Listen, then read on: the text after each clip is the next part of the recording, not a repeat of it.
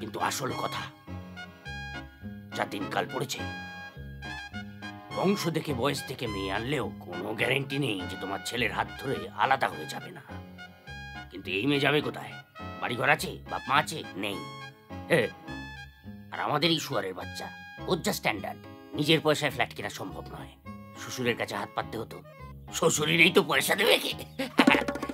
এই নেই ভবিষ্যতে তোমার সংসারের হাল ধরবে, কাজেই কথা না বাড়িয়ে চুপচাপ বিয়ের ব্যবস্থা করো।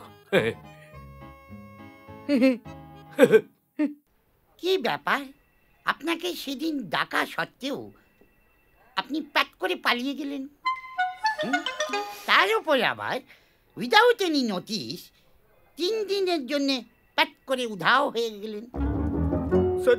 স্যার বাবা হঠাৎ মারা গেছেন?